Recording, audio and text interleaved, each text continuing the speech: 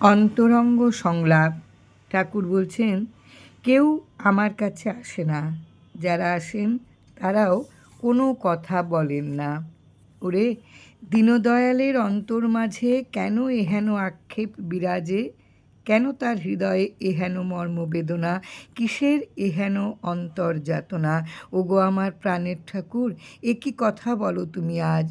শুনে পাই ভারী লাজ। কেন তোমার কাছে কেউ আসে না, কেউ তোমার সঙ্গে কথা বলে না? তাহলে এত এত কাল ধরে এত এত জন তোমার দর্শন পরশন্তরে আসা যাওয়া করে, তারা কি কেহই তোমারই প্রাণের কাছে যেতে পারে নাই?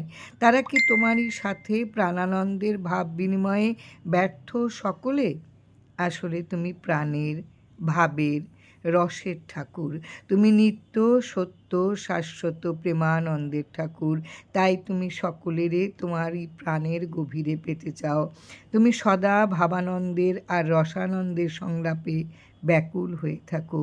কর্ম, জ্ঞান, ভক্তি, মুক্তির মিলিত বিগ্রহ তুমি। তাই এসবের পিপাসুর জন্যই তোমার ক্ষুধা, অন্তরের ক্ষুধা মেটাও।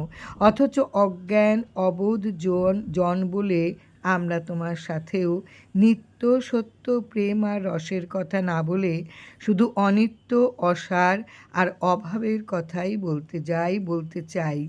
তোমারই প্রেমানন্দ, ভাবানন্দ, রসানন্দ আর অশেষ মায়া দয়া ভরা হৃদয়ের পরশে যাবার চেষ্টা না করে শুধু বাহ্য দৃষ্টিতে তোমারে হেরি আর বাহ্য বিষয়ের কথা বলতে চেষ্টা করি। ওগো প্রাণের ঠাকুর, আমি সব বাহ্য চেষ্টা ছেড়ে তোমারই প্রাণের মাঝে যেতে চাই। তোমারই প্রাণানন্দের ভাবেই মেতে থাকতে চাই। তুমি আমায় সেথায় নিয়ে যাও আর ওই রসেই ডুবিয়ে রাখো। এভাবেই মোরা মেলাবো ও প্রাণে প্রাণে বলবো কথা অতি সঙ্গোপনে। শূন্য হৃদয়ে থাকবো না এ জীবনে, ব্যর্থ হব না এ মানব জনমে তোমারই রসানন্দের পরশ পেয়ে। ওগো প্রাণের ঠাকুর, তোমারই করুণা ঘন রসে ভরে যায় যেন এ চিত্ত মম।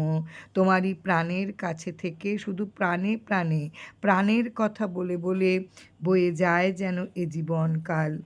ওই ঠাকুর, তুমি যে নিয়ত বিকশিত পুষ্পের মতো হৃদয়ের ভাব কথা প্রকাশিত, ব্যাকুল সতত তোমারই রাগে অনুরাগে।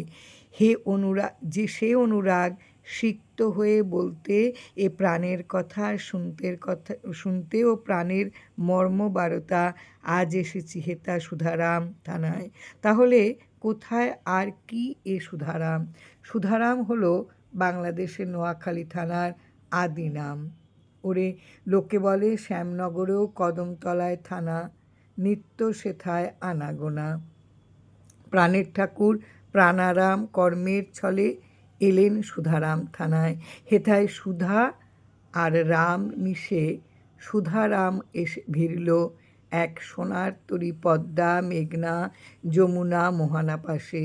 ওই তরী ভরা কত কত অমৃত ধন আর কত অক্ষয় মানিক রতন, কতভাবে সর্বজন মাঝে অকাতরে হয় বিতরণ।